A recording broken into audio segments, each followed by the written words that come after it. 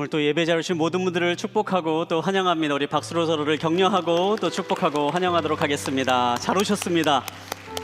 잘 오셨습니다. 네, 이 시간 또 우리가 함께 우리 자신에게 선포하고 함께 또 말씀을 듣도록 하겠는데요. 우리 가슴에 손을 얹고 한번 이렇게 선포하고 또 고백하도록 하겠습니다. 하나님이 우리와 함께 하십니다. 하나님은 나를 사랑하십니다.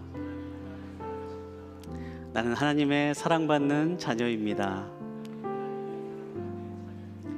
이 시간 잠깐 함께 그대로 기도하도록 하겠습니다. 하나님, 이 시간에 하나님의 그 사랑의 마음이 이 마음 가운데 가득 채워지는 시간 되기를 원합니다. 우리를 사랑하시는 그 하나님, 또 우리를 또 새로운 삶으로 인도하길 원하시는 하나님, 이 시간에 찾아와 주시고 이 마음 가운데 그 사랑의 마음을 가득 담아 돌아갈 수 있도록 주님 함께하여 주시옵소서. 감사합니다. 살아계신 예수님의 이름으로 기도합니다. 아멘. 네, 저희가 이번 한 달 동안 He is coming이라는 주제를 가지고 함께 말씀을 나누고 있습니다. 예수님께서 이 땅에 오셨던 첫 번째 크리스마스, 그때 아기 예수님을 만났던 여러 사람들의 이야기를 함께 살펴보고 있는데요. 오늘날에는요, 이 크리스마스가 되면 많은 사람들이 참 즐거워하고 또 예수님의 탄생을 기억하고 또 기쁨의 축제의 기간으로 그렇게 보냅니다. 예수님을 믿는 사람이건 아니면 믿지 않는 사람이건 이 크리스마스가 되면 굉장히 즐겁고 기쁜 그런 분위기로 이렇게 흘러가는 것 같습니다. 그런데 예수님께서 이 땅에 오시던 바로 그 첫 번째 크리스마스는요, 오늘날 우리가 보내고 있는 이 크리스마스와는 조금 많이 달랐습니다. 그때는 예수님께서 오셨다라는 것을 많은 사람들이 알지 못했고요, 또 그 아기 예수님의 오신 것을 만나본 사람도 그렇게 많지 않았습니다. 하나님의 아들이 이 땅에 오시는, 또 그리고 온 세상 사람들을 위해서 이 땅에 찾아오신 놀라운 사건이고 또 우리를 위한 특별한 선물이었음에도 불구하고 첫 번째 크리스마스의 그 순간에는 너무나도 차분하게, 너무나도 조용하게 그렇게 지나갔습니다. 크리스마스가 되면요, 선물을 많이 나누지 않습니까? 여러분들 혹시 특별히 크리스마스 때 받았던 선물 가운데 기억나는 선물 혹시 있으십니까? 좋은 의미로 이제 기억나는 선물들도 많이 있을 거고요. 또 한편으로는요, 기대했던 것과는 너무 달라서 안 좋은 의미로 특별히 생각나는, 기억나는 그러한 선물들도 있을 것 같습니다. 제가 오늘 말씀을 준비하면서 제가 받았던 크리스마스 선물 가운데 특별히 좀 이렇게 기대하지 않았던 그러한 뜻밖의 선물을 받고 당황했던 이제 그러한 일들이 생각이 났어요. 제가 한때 이제 크리스마스 선물로 받았던 선물 가운데요, 이 와사비 맛 사탕이라는 게 있었습니다.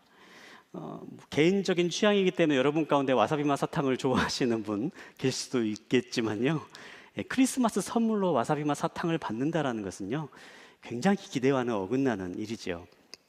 또 생각해 보면서 예전에 받았던 또 책 선물이 생각이 났습니다. 제가 이제 사역지를 옮기는 이제 그러한 시즌에 한 성도님께서 저한테 이제 선물로 주신 책이 있었는데요. 그 책의 제목이 텅 빈 경건이라는 책이었어요. 그 책을 딱 받고 제가 이제 책 제목을 보면서 이분이 왜 나한테 이런 책을 줬나 이런 생각을 했던 그런 경험이 있습니다. 또 그것과 동시에 차라리 그럴 거면 교회에 가지 마라 라는 그러한 책 제목도 생각이 나면서 정말 기대하지 않았던 그리고 당황했던 이제 그러한 생각들이 났습니다. 예수님께서 이 땅에 오셨던 특별한 선물로 이 땅에 오셨지만 그 선물이 어쩌면 많은 사람들이 기대했던 그런 모습과는 차이가 많이 있어서요, 어떤 사람들에게는 당혹스럽고 또 어떤 사람들에게는 실망스러운 그러한 순간들이었을 수도 있겠다, 그런 생각을 해봅니다. 우리가 이번 한 달 동안 예수님을 만난 사람들, 그 첫 번째 크리스마스 때 아기 예수님을 만났던 사람들의 이야기를 함께 나누고 있는데요, 오늘은 누가복음 2장에 나와 있는 사람 가운데 시몬과 안나의 이야기를 통해서 함께 예수님께서 이 땅에 오신 그 의미를 살펴보도록 하겠습니다. 오래도록 예수님을 기다렸고 그리고 만났던 두 사람의 이야기를 통해서 예수님께서 이 땅에 오신 그 의미를 다시 한번 생각해보고 우리가 또한 그러한 예수님을 만날 수 있는 그러한 시간이 되기를 간절히 소망합니다. 오늘 누가복음 2장에 있는 말씀으로 함께 말씀을 나누겠는데요. 오늘 함께 나눌 말씀의 시작은 이렇게 시작이 됩니다. 누가복음 2장 22절부터 24절까지 있는 말씀인데요. 우리 이 말씀을 한 목소리로 한번 함께 읽도록 하겠습니다. 함께 보겠습니다. 시작. 모세의 율법에 따라 정결의식을 치를 때가 되자 요셉과 마리아는 아기를 데리고 예루살렘으로 갔습니다. 이것은 주의 율법에 첫 번째 태어나는 모든 남자 아기는 하나님께 거룩한 사람으로 불릴 것이다 라고 기록된 대로 아기를 주께 드리고 또 산비둘기 한 쌍이나 어린 집비둘기 2마리라고 한 주의 율법을 지켜 희생제물을 드리려는 것이었습니다. 예수님께서 태어나시고 약 한 달여의 시간이 지난 이후였습니다. 그때 예수님께서는 어머니 마리아와 아버지 요셉의 품에 안겨서 예루살렘 성전으로 올라가셨습니다. 22절에 있는 말씀을 보면요, 그때 예수님께서 예루살렘 성전으로 가게 된 그 이유가 정결의식을 치르기 위해서 올라가셨다라고 그렇게 기록되어 있는데요. 이때 예수님께서 성전에 방문하신 정확한 이유는요, 예수님의 어떠한 정결의식을 위해서 올라가신 것이 아니라요, 마리아, 어머니 마리아를 위한 정결의식을 위해서 올라가셨던 것으로 보입니다. 당시 율법에 따르면요, 산모가 아이를 출산하고 난 이후에 어떠한 기간이 지나고 난 이후에 성전에 올라가서 정결의식을 행하도록 그렇게 율법으로 정해져 있었습니다. 이러한 율법을 하나님께서 정해주신 것은요, 아마도 그러니까 아이를 출산한 여인이 아이를 낳고 난 이후에 일정 기간 동안 몸이 약해져 있는 그 시간을 일상으로 돌아가기 전까지 보호할 수 있도록 그렇게 특별한 의미를 부여하셔서 이 정결의식 기간을 좀 마련해 주신 걸로 그렇게 생각하곤 하는데요. 마리아가 바로 예수님을 출산하고 난 이후에 이제 정결의식을 행할 기간이 차서 성전으로 정결의식을 행하러 가는 시점이었습니다. 그런데 이때 본문에 있는 말씀을 보면요, 마리아 혼자만 가서 정결의식을 치를 수도 있었는데 특별히 아기 예수님과 또 아버지 된 요셉도 함께 이 성전으로 갔더라라고 그렇게 기록하고 있습니다. 여기에서 예수님의 어린 가정이 어떠한 환경이었는지 미루어 볼 수 있는 한 가지 힌트가 나오는데요. 예수님의 어린 가정은요, 율법을 굉장히 잘 지키고 또 성전을 가까이 하는 가정 환경에서 성장했다라는 것을 우리는 미루어 짐작할 수가 있습니다. 또 이 본문에 있는 말씀에서 예수님의 어린 시절, 예수님이 태어나시던 그 가정의 환경을 또 엿볼 수 있는 또 힌트가 하나가 나오는데요. 24절에 보면은 예수님이 태어나신 그 가정의 환경이 어땠는지를 알 수 있는 그러한 장면이 나옵니다. 24절을 보면은 그 마리아의 정결례식으로 어떠한 예물을 드렸는지 기록되어 있는데 산비둘기나 집비둘기 2마리를 드린 걸로 그렇게 나와 있습니다. 레위기 12장을 보면요, 이 정결례식에 관한 그러한 규율이 나와 있는데요. 그 세부적인 규율로 특별히 가난한 집에서 예물을 드릴 때에는 이렇게 산비둘기나 집비둘기 2마리를 드릴 수 있다라는 규정이 나와 있습니다. 보통 이 출산한 여인이 정결의식을 행하기 위해서 드리는 예물은요, 어린 양을 드리도록 되어 있었습니다. 그런데 가난한 집안에서 사는 사람들은 어린 양을 바치기가 너무 어렵기 때문에 그런 사람들에게 특별 규정으로 그렇다면 산비둘기 2마리나 집비둘기 2마리를 예물로 바칠 수 있다라는 그러한 규정이 마련되어 있었던 거죠. 예수님의 가정은요, 가난한 가정이었습니다. 어린 시절 예수님께서 태어나신 가정의 환경은 어린 양을 바칠 수 있는 상황이 되지 않는 일반적인 가정보다 훨씬 더 가난한 환경에서 태어나시고 자라셨습니다. 예수님께서 이 땅에 오실 때 분명히 어떤 곳에 태어나실지를 선택하실 수 있었습니다. 그런데도 굳이 가난한 환경 가운데 오셨다는 것은요, 이 가운데 우리가 생각해 보아야 할 특별한 의미가 있음을 알 수 있습니다. 성경에서 말하고 있는 가난에 가지고 있는 의미를 몇 가지 살펴볼 수가 있는데요. 첫 번째로 성경에서 말하고 있는 이 가난은요, 가난 그 자체가 죄가 아니다라는 것입니다. 그리고 죄가 아니기 때문에 부끄러운 것이 아니다라는 것을 말하고 있습니다. 성경에는 물질적인 부유함이 분명히 하나님의 축복이다라고 이야기를 합니다. 하지만 그렇다고 해서 가난하다고 해서 하나님께서 그 사람을 버리신 것이거나 하나님께서 심판하신 것이다라고 말할 수는 없습니다. 두 번째로 이 본문에 있는 말씀을 통해서 모든 가난이 당신 때문에 일어나는 것은 아니다라는 것을 알 수가 있습니다. 그렇기 때문에 가난의 책임을 당신이 져야 한다라는 것을 말할 수 없는 것이죠. 또 세 번째로 이 예수님께서 가난한 집에 태어났다는 사실을 보면서 지금 가난하다고 해서 그것이 당신의 삶을 결정하거나 판단하는 기준이 될 수 없다라는 것을 의미하고 있습니다. 예수님께서는 가난한 집에서 태어나셨습니다. 가난한 삶의 한가운데로 오셨습니다. 하지만 예수님은 이 세상에 있는 어떠한 사람보다 고귀한 영혼을 가지고 계셨습니다. 예수님의 일생은 가난한 환경에서부터 시작되었지만요, 예수님의 삶은 이 땅에 있는 그 어떤 사람보다도 영광스러운 삶을 사셨고, 그리고 가장 하나님의 뜻에 맞는 풍요로운 삶을 사셨습니다. 예수님께서 또한 가난한 집에 오셨다라는 것은요, 가난이 우리의 삶에 불편을 가져다 줄 수는 있지만 그렇다고 해서 하나님을 예배하는 것을 막을 수 있는 것은 아니다라는 것을 우리에게 말해줍니다. 율법은 분명히 가난한 사람들을 위한 특별한 규칙들을 마련해 주었습니다.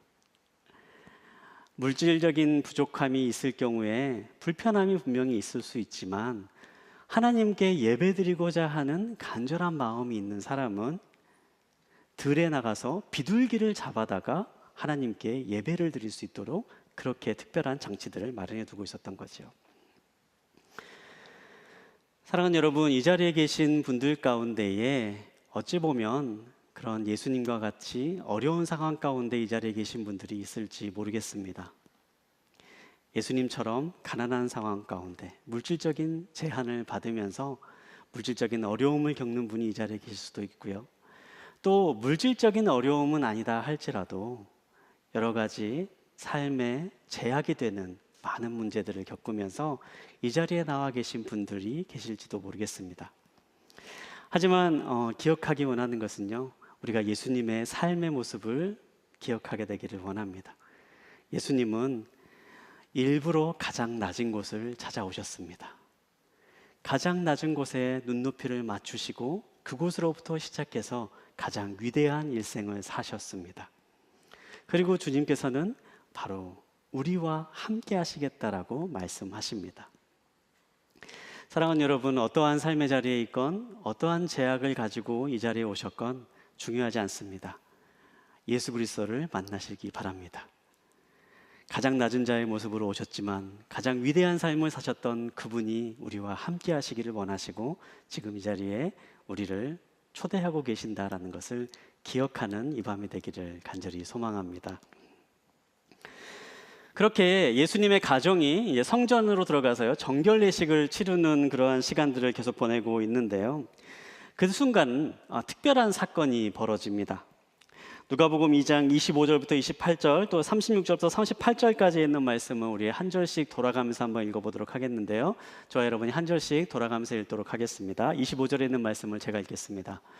당시 예루살렘에는 시므온이라는 사람이 있었습니다. 이 사람은 의롭고 경건한 사람으로 하나님께서 이스라엘을 위로하실 날을 손꼽아 기다리고 있었습니다.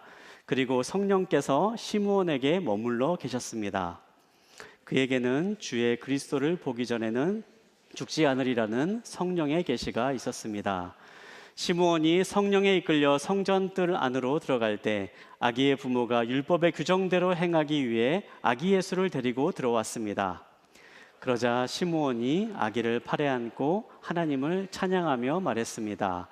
또 아셀 지파의 바누엘의 딸인 안나라는 여자 예언자도 있었습니다. 안나는 나이가 많았는데 결혼해서 남편과 7년 동안 살다가 84세가 되도록 과부로 지냈습니다. 안나는 성전을 떠나지 않고 밤낮으로 금식하고 기도하면서 하나님을 섬겼습니다. 함께 보겠습니다. 바로 그때 안나가 그들에게 다가와 하나님께 감사하고 예루살렘의 구원을 간절히 고대하는 모든 사람에게 그 아기에 대해 이야기했습니다. 아멘. 예수님께서 부모님 품에 안겨가지고 예루살렘 성전으로 들어갔을 때에 그 예수님을 알아보는 두 사람이 나타났습니다. 시므온과 안나라고 하는 사람이었는데요. 이 사람이 예수님을 품에 안고 하나님께 감사를 드리고 찬양하는 모습이 기록되어 있습니다. 사실 이 두 사람은요, 너무 다른 사람이었습니다. 물론 성별도 달랐고요. 시므온은 남자였고 안나는 여자였습니다. 처한 상황도 달랐습니다. 그런데 이 사람들이 가지고 있는 공통점이 있었다면 두 사람 모두가 나이 많은 사람들이었고요. 또한 하나님을 사랑하는 사람이었다라고 그렇게 기록되어 있습니다. 그리고 무엇보다도 두 사람 모두 성전에서 무엇인가를 간절히 바라면서 기다리는 사람이었다라고 그렇게 나옵니다. 시므온이라고 하는 사람은요, 이스라엘의 위로를 바라는 사람이었다라고 그렇게 기록되어 있는데요.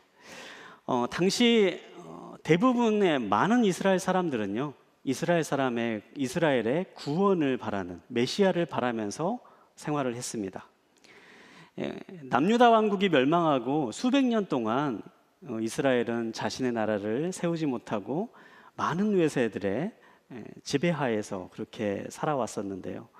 그렇기 때문에 당시 이스라엘 사람들이 가지고 있는 꿈에는요, 언젠가 하나님께서 보내실 위대한 지도자가 우리 가운데 태어나서 멸망한 우리의 나라를 다시 세울 것이고 과거 다윗 왕 때 이루었던 영광스러운 나라를 살게 할 것이다 라고 하는 그러한 믿음을 가지고 있었습니다.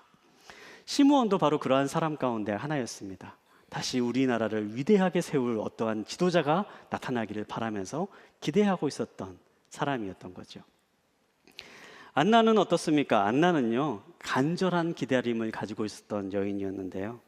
오늘 본문에 있는 말씀을 보면 그녀는 결혼하고 7년 만에 남편을 잃었다라고 기록되어 있습니다.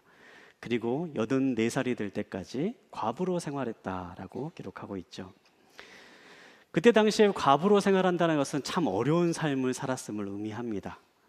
혼자 살아가기, 여인이 남편을 잃고 혼자 살아간다는 것은요, 마땅한 생활을 하기 어려운 시대였고 많은 사람들의 도움을 받지 못하는 그러한 삶을 살았습니다. 외로움과 가난 속에서 일평생을 살아왔던 그러한 여인의 모습이었던 것이죠. 이 안나는 누구도 바라지 않았던 그러한 삶을 사는 비운의 여인이었습니다. 그런 그녀에게는 위로자가 필요했고 삶의 평안이 필요했습니다. 그래서 성전에서 그러한 위로와 평안을 얻기 위해서 계속해서 기도하고 기다리는 일생을 살았던 여인이었던 거죠. 두 사람은 바라는 것이 서로 달랐습니다. 시므온은 정치적인 영웅을 기다리며 살아왔고 안나는 개인적인 평안과 위로를 줄 위로자를 기다리며 성전에서 살았던 사람들이었습니다. 그리고 이 두 사람이 예수님을 만나게 됩니다. 우리는 이 이야기를 통해서 두 가지 중요한 교훈을 함께 나누게 되기를 원하는데요. 첫 번째로 기억하기 원하는 것은 하나님은 우리의 기다림을 결코 잊지 않으신다라는 사실입니다. 여러분 혹시 기다리는 것을 잘 하십니까? 기다리는 것 좋아하십니까? 네, 저도 참 기다리는 거 어려워하는 사람인데요. 성격도 굉장히 좀 급한 그러한 사람입니다. 근데 제가 이제 언젠가 한번 좀 이렇게 제가 좀 급한 성격을 좀 고쳐봐야겠다 이렇게 결심을 하고 생각을 했던 것 중에 하나가요. 엘리베이터에 탔을 때 닫힘 버튼을 누르지 않고 한번 버텨보는 이제 그러한 습관을 가져봐야겠다. 이제 그런 결심을 했습니다. 여러분 혹시 엘리베이터 타시면 닫힘 버튼을 누르십니까? 아니면 그냥 기다리십니까? 아마 대부분 닫힘 버튼을 누르시겠지요. 제가 한번 안 누르고 한번 버텨봤는데요. 안 누르고 버티면 어떠한 일이 일어났냐면요. 주변 사람들이 눈치를 줍니다. 눌러야 되는 거죠. 우리나라 사람들 굉장히 빨리 하는 거 좋아하잖아요. 그래서 뭐 어떤 사람이 그러는데 엘리베이터의 버튼 가운데 가장 먼저 닫아지는 것이 닫힘 버튼이다라고 우리나라에서는 그렇다라고 얘기를 합니다. 근데 뭐 저도 마찬가지예요. 이게 한 버릇을 고쳐보려고 이게 했는데요. 잘 안 되더라고요. 우리나라 사람들 굉장히 성격 급하고 빨리빨리 하는 거 좋아하고 기다리는 거 하기 어려운 이제 그러한 사람들이 많은데요. 근데 중요한 것은요, 우리가 하나님을 섬기고 믿을 때에도 그러한 마음을 종종 갖는다라는 거죠. 하나님, 제 기도에 응답해 주십시오. 지금 당장 응답해 주십시오. 하나님, 제 기도에 응답해 주십시오. 몇 월 며칠까지는 반드시 응답해 줘야 됩니다. 그러한 기도 해보지 않으셨습니까? 저도 그런 기도 참 많이 해봤었는데요. 지금 당장 뭔가 이루어지지 않으면 하나님께서 응답해 주시지 않는 것 같고, 내가 오늘 예배를 드리면 내일이면 뭔가가 달라지는 게 눈앞에 보여야 될 것만 같은 그러한 생각을 가지고 신앙생활을 할 때가 참 많이 있습니다.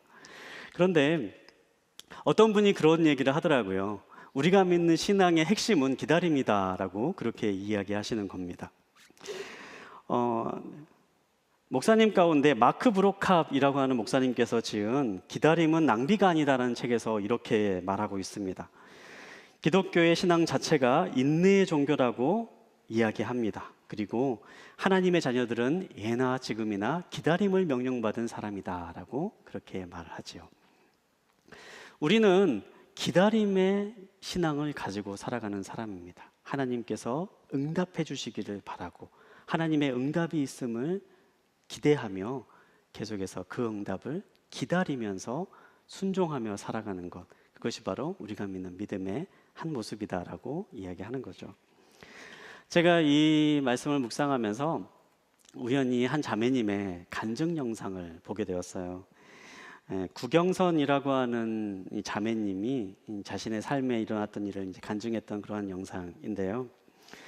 짧게 이 구경선이라는 분이 자매님이 어떤 분인지 좀 설명을 해드리면요. 지금 이제 일러스트 작가로 계시는 분이십니다. 물론 신앙생활을 열심히 하시는 분이신데, 그리고 베스트셀러 작가이기도 하면서 많은 사람에게 따뜻한 위로를 주는 이제 그러한 책을 저술하시는 분이십니다. 그림에 나오는 것처럼 이분이 이제 일러스트 작가로 이제 벤이라고 하는 이제 특별한 토끼의 캐릭터를 만드는 이제 그러한 그리는 작가님이신데, 근데 이분이 이제 벤이라고 하는 토끼를 캐릭터로 만든 이유 중에 하나가 이 귀 때문이라고 해요. 사실 이 자매님이 어렸을 때 열병을 앓게 되고 그때부터 청력을 잃게 되는 청각장애인이었습니다. 그래서 이 본인의 삶을 이제 살면서 캐릭터를 만들 때에 너라도 큰 귀를 가져서 많은 사람들의 말을 들어주고 그 말을 나 대신 전해줄 수 있으면 좋겠다, 그런 바람을 가지고 토끼 캐릭터를 만들었다고 해요. 근데 이제 이분이 이제 간절한 기도의 제목이 있었는데 결혼을 하고 싶은 마음이 마음 가운데 있었다라고 합니다. 하나님, 제가 결혼하게 해주십시오. 그렇게 간절히 기도했다라고 해요. 그때 있었던 일을 이제 간증했던 영상이 있는데요. 잠깐 우리 함께 영상을 보고 난 이후에 계속해서 말씀을 나누도록 하겠습니다. 사랑나 걸어나 그래 내 남편이라고 부르다. 네. 내 남편이라고 말하니까 내가 좋더라. 내가 내 누나들 알아줄 때 나는 결혼을 못하겠네. 그래도 안 되려고 눈도 안 보이는 이런 사람을 누가 평생 함께하고 싶어 할까. 나는 그와 뒷담을 가득 배우다를 보내줬대. 오. 그런데 저는 하나님의 인도로 그렇게 보내주길 하라고. 그와 뒷담을 들었다. 네. 아무도 없다. 오. 그래도 하나님한테 기도했다. 하나님, 오늘 9월 13일이야. 근데 아무도 없냐? 그냥 일주일만 더 시간을 줄게. 하지만 인원은 끝나고 인원도 끝나고 단어는 더 그러면 더 점점 세진다. 여자로도 자존감이 점점 내려가고 바닥까지 내려갔다. 너무 지쳤다. 너무 힘들었다. 방콕으로 도망쳤다. 방콕에서 유명한 대당에 갔다. 그 대당 다 돌아보고 돌아가는 길에 어떤 여자애가 눈에 들어왔다. 앞에는 빈 강동 누워있다. 그 여자애는 힘없이 하게 연줄 아는데 아무도 대시하고 보지도 않아. 저는 항상 그 여자애를 바라보면서 마음이 움직였다. 돌아가 차피를 빼고 누워있는 빈 강동에 다 넣었다. 그랬더니 여자애가 놀라서 나를 봤다. 결국 그 여자애와 저는 다르게 없었던 거야. 그러니까 그 자리에서 특별히 뭘 하자도 그냥 흩어진다면 하나님이 생각지 못한 일을 보여줄 거라고 내게 보여준 것 같았어. 하나님이 저를 기다리고 계셨던 거야. 내가 기쁘게 선물을 받을 준비가 되어 있어야 했던 거. 빨리 달라고 해도 그 준비가 안 되었을 때 받아도 감당하지 못할 수도 있다. 하나님은 그때가 빨리 오기를 기다려줬어. 그때가 오기까지 내가 힘들어하고 울고 상해할 때 하나님이 저보다 더 많이 상해하고 아파졌어. 그럼에도 불구하고 저를 품어주고 기다려주셨던 거야. 네, 오래도록 기다렸던 일이 이루어지지 않았던 순간에 실망되고 좌절된 마음이 있었지만 길거리에서 만난 한 아이를 보게 되고 또 그 아이를 통해서 하나님의 마음을 느끼게 되었다라고 얘기하고 있습니다. 자신은 하나님의 응답을 기다리고 있었다라고 생각했던 그 순간 마음 가운데 불편함이 있고 초조함이 있고 하나님이 나를 버리셨나 그렇게 생각되던 순간이었는데 그 순간 하나님의 마음이 느껴지는 것은 하나님이 나를 또한 기다리고 계셨구나. 내가 받을 선물을 온전히 누릴 수 있을 때까지 하나님께 주신 그 선물을 내가 잘 활용하고 선물을 받을 수 있을 만큼 성장할 때까지 하나님 역시도 나를 굉장히 초조하고 다급한 마음을 가지고 속상해하며 기다리고 있었구나. 그 마음을 그 순간에 느꼈다라는 것이죠. 우리가 어떠한 간절한 기대를 가지고 기다려야 하는 순간들이 있을 수가 있습니다. 그리고 그 기다림의 이유는 분명히 다양할 수 있습니다. 오늘 이 작가 구경선 자매님이 하는 이야기처럼 내가 성장할 때까지 기다리시는 하나님의 기다림의 순간이 있을 수도 있습니다. 또 어떤 순간은 내가 돌이키기를 원하셔서 하나님께서 기다리게 하시는 그러한 순간들도 있을 수가 있습니다. 아니면 하나님께서 원하시는 가장 완벽한 순간이 우리의 삶 가운데 있어서 우리를 기다리게 하실 수도 있습니다. 그러나 어떠한 기다림의 이유라 할지라도 우리가 기억해야 될 가장 중요한 사실이 하나가 있다면 그것은 하나님이 당신을 잊지 않으셨다라는 것입니다. 하나님은 우리를 잊지 않으십니다. 그 기다림의 이유가 어떠한 순간이든 그렇기 때문에 우리의 기다림은 결코 헛되지 않습니다. 하나님께서 우리를 기억하시고 우리가 원하는 것을 알고 계시고 또 우리에게 가장 좋은 것이 무엇인지를 분명하게 알고 계시기 때문에 우리가 기다릴 때에 그러한 하나님을 신뢰하며 기다릴 수 있는 것이지요. 우리가 기억하기 원하는 첫 번째는요, 여러분, 기다림의 순간에도 하나님은 우리를 잊지 않으신다는 것을 기억하시기 바랍니다.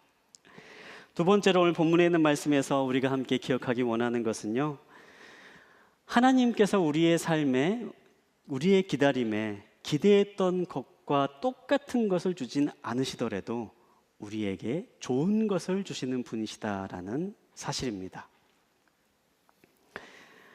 다시 한번 오늘 본문에 있는 이야기로 한번 돌아가서 생각을 해보면 좋겠는데요. 시므온과 안나의 이야기를 한번 생각해 보면 좋겠습니다. 오랜 시간 긴 기다림에 있었던 두 사람은요, 마침내 아기 예수님을 만나게 됩니다. 그리고 그들이 하나님을 찬양하고 감사를 드렸더라라고 그렇게 기록되어 있습니다. 그런데 한번 이 장면을 한번 곰곰이 묵상을 해보면요, 그들이 만난 아기 예수님이 과연 그들이 바랬던 모습이었나 한번 생각해 보게 됩니다. 그들이 하나님의 응답으로 만났던 것은요, 갓난아기였습니다. 그들이 하나님의 응답으로 마주했던 곳은요, 가난한 집에서 태어난 혼자서는 아무것도 할 수 없는 갓난아기를 마주하게 되었습니다. 오래도록 기다렸지만 그 기다림의 응답이 바로 한 아기였던 것이죠. 어찌 보면 시므온이 기대했던 기다림의 응답이라고 한다면요, 그가 기대했던 것처럼 이스라엘의 왕국을 새로 세울 그런 영웅적인 어떠한 존재를 기대하고 있었던 그 바람대로라면 시므온은 뭔가 카리스마 넘치는, 에너지 넘치는 젊은 청년을 만나기를 소원했을 것입니다. 그런데 시므온이 만난 것은 작은 아기였습니다. 안나가 기도했던 것처럼 자신의 일생 동안 힘들게 지내었던 나의 삶을 위로해 줄 수 있는 사람, 이제는 나의 삶에 안정을 줄 수 있고 평안을 줄 수 있는 그러한 위로자와 같은 존재를 기대하고 기다렸던 삶에 만족함을 줄 수 있는 대상이 나타난다면요, 그 모습은 갓난아기의 모습은 분명히 아닐 것입니다. 그런데도 하나님은 이 두 사람의 그렇게 간절한 기대와 기다림의 응답으로 아기 예수님을 만나게 하셨습니다. 하나님께서는 이 두 사람이 가지고 있는 삶의 문제를 뛰어넘어 그들의 삶에 있는 근본적인 문제를 해결해 주기를 원하셨던 것이지요. 바로 하나님과의 관계 회복을 그 순간에 맛볼 수 있도록 해주신 것입니다. 성경에는 이 땅에 오신 예수님이 어떤 분인지를 우리에게 이야기해 줍니다. 요한복음 14장 6절에서는요, 예수님은 길이요 진리요 생명이라고 말씀하십니다. 또한 예수님을 통하지 않고는 하나님께로 올 수 있는 사람이 아무도 없다라고 그렇게 말씀합니다. 예수님은 죄로 인해 단절된 우리를 다시 한번 하나님의 자녀로서 회복할 수 있는 유일한 길로 이 땅에 오신 것이지요. 또한 요한복음 4장 13절부터 14절에 있는 말씀을 보면 예수님에 대해서 이렇게 말합니다. 내가 주는 물을 마시는 사람은 영원히 목마르지 않을 것이다. 영생에 이르는 샘물이 그의 삶 가운데 있게 될 것이고 그가 바로 그러한 삶을 누리게 될 것이다. 그렇게 약속하십니다. 예수님을 받아들이면 어떠한 일이 일어납니까? 예수님은요, 우리의 삶에 있는 모든 문제를 뛰어넘어 우리의 삶 가운데 평안과 기쁨과 안식을 주시는 분이십니다. 예수님은 우리가 다시 한번 하나님의 자녀로서의 삶을 회복하게 만들어 주시는 분이시고요, 우리가 다시금 목마름 가운데 있지 않도록 그렇게 만족함이 넘치는 삶으로 우리 가운데 인도하실 것이다 라고 그렇게 약속합니다. 성경은 예수님께서 우리에게 황금으로 만들어진 길로 인도하실 것이다 그렇게 약속하지는 않으십니다. 또한 예수님께서는 우리에게 너는 나를 믿으면 무병장수한 삶을 살게 될 것이다 그렇게 약속하지도 않으십니다. 예수님께서 우리에게 약속하신 것이 좋은 차를 타고 큰 집을 살고 완벽한 가족들과 함께 화목한 가정을 꿈꾸며 이루며 살아갈 것이다 그것을 약속하지도 않으십니다. 예수님은 더 근본적인 우리의 삶의 문제를 해결해 주시겠다 그렇게 말씀하시는 거죠. 그것이 바로 하나님과의 관계의 회복을 우리에게 말씀해 주시는 것입니다. 프랑스의 수학자이자 철학자인 블레이즈 파스칼은 팡세에서 이렇게 이야기합니다. 모든 사람의 마음속에는 채워지지 않는 빈 공간이 있다. 그리고 모든 사람들은 바로 그 빈 공간을 채우기 위해서 일생을 살아간다. 그렇게 이야기합니다. 어떤 사람들은요, 사랑으로 그 빈 공간을 채우고 싶어 합니다. 그래서 완벽한 사람을 찾아서 계속해서 헤매입니다. 하지만 여러분, 사람으로는 결코 그 공간을 채울 수가 없습니다. 어떤 사람들은 내 마음 가운데 있는 그 빈 공간을 채우기 위해서 돈을 많이 벌려고 합니다. 또 어떤 사람은 사회적인 성공을 얻으려고 하기도 합니다. 또 어떤 사람은 완벽한 가족을 꿈꾸기도 합니다.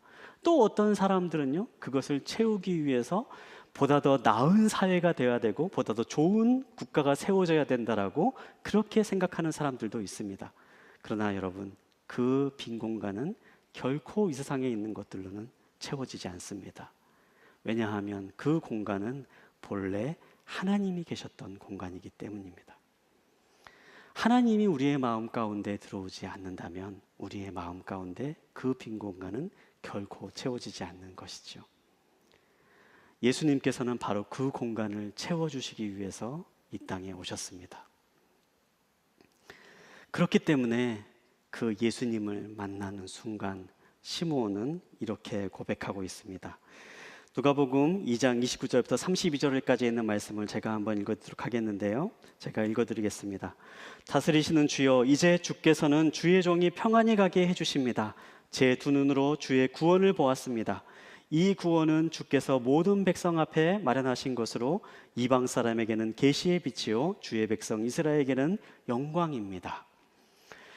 시므온이 예수님을 만난 이후에 그의 일생 가운데 변화되는 것은 단 한 가지도 없었습니다. 그가 꿈꾸었던 영웅적인 지도자가 나타난 것도 아니었고, 로마의 지배가 예수님을 만난 이후에 사라진 것도 아니었습니다. 예수님을 성전에서 만난 이후 하나님께 감사의 찬양을 돌리고 돌아가는 길에도 여전히 시므온은 로마 병사들을 마주하며 지나치며 길을 걸어가야 했습니다. 그럼에도 불구하고 시므온은 이렇게 얘기합니다. 주님, 제가 주님으로부터 오는 평안을 누립니다. 주님으로부터 오는 기쁨을 누립니다. 안나 역시도 마찬가지였습니다. 안나에게 아기 예수님의 아무런 말도 해주지 않으셨습니다.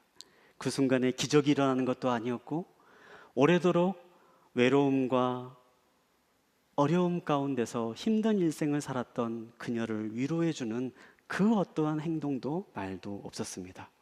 그럼에도 불구하고 그는 예수님을 만나는 순간 그 마음 가운데 감사와 기쁨을 회복할 수 있었습니다. 사랑하는 여러분, 예수님은 어떤 분이십니까? 예수님은 우리의 삶에 있는 모든 문제를 뛰어넘어 우리에게 답을 주시는 분이십니다. 어찌 보면 우리의 상황이 달라지지 않을 수도 있습니다. 하지만 어떠한 상황 가운데 있다 할지라도 주님은 우리의 삶 가운데 이 세상에서 줄 수 없는 평안과 기쁨과 만족을 부어주시는 분이십니다. 우리가 그분을 만나고 그분과 함께 있고 그분과 눈을 맞추는 순간에 우리는 우리가 알지 못하는 하늘로부터 오는 신비한 기쁨과 평안을 누릴 수 있게 됩니다. 그것은 바로 우리의 마음 가운데 있는 빈 공간이 채워지는 기쁨을 맛볼 수 있게 되기 때문입니다. 사랑하는 여러분, 이 자리에 여러분이 어떠한 문제를 가지고 오셨건, 여러분의 삶 가운데 무엇을 기대하고 계시건, 또한 무엇을 기다리고 계시건 상관없습니다. 예수 그리스도를 만나시기 바랍니다. 그분을 만나면 어떠한 문제든 여러분의 삶 가운데 하늘로부터 임하는 평안과 기쁨과 만족함을 누리시게 될 것입니다. 그 주님의 초대 앞에, 그 주님의 음성 앞에 나아가는 저와 여러분 되시기를 주님의 이름으로 축복합니다.